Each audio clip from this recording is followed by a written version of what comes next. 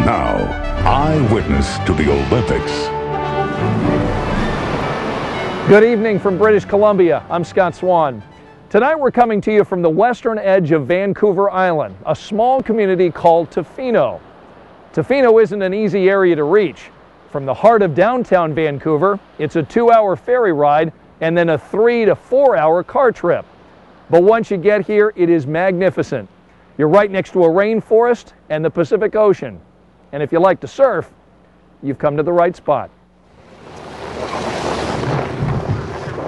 Canada is heaven for skiers and snowboarders.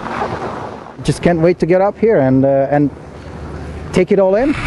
The gold medal terrain in British Columbia is challenging and beautiful. It's like paradise every day. But in one area of BC, it is so beautiful here and so pristine. Extreme sports goes well beyond carving up a mountain. There's definitely something special about this place. Come to Vancouver Island and take the long road to Tofino. You'll quickly realize there's more than snow-covered peaks to conquer. I guess our town's been called Surf City, Canada. The surf culture is just a great vibe here. It's awesome. Surfers flock to Tofino, a small community of 1,700 residents who live on the front steps of the world's biggest ocean.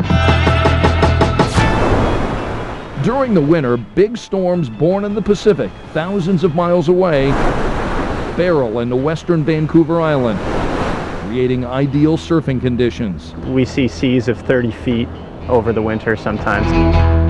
Those are gigantic seas. Pete DeVries is the Canadian surfing champion. Talent on a board runs through his DNA. I grew up surfing.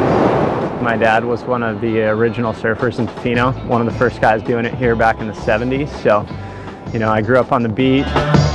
DeVries became a local legend in 2009 by winning the O'Neill Coldwater Classic, outsurfing 120 international surfers in his home water. It was incredible. I mean, every single person in the town basically was on the beach.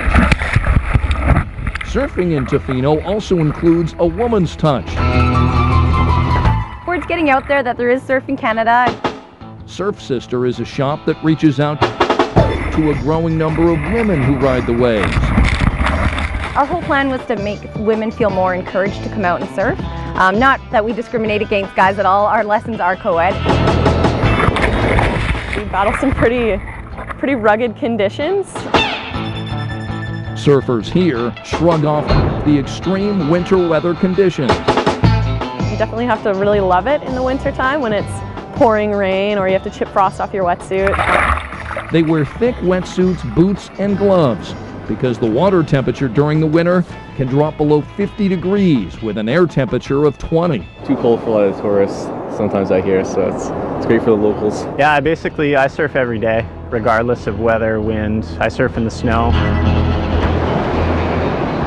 Every sunrise in Tofino, the lure of the water and waves awaits surfers who know they live in the best of both worlds. You know, it's one of those places where you can surf and snowboard probably in the same day or the next day. It's a corner of Canada where people live on the extreme edge of nature. Sometimes I do think we're a bit crazy. Waiting and hoping for the perfect wave.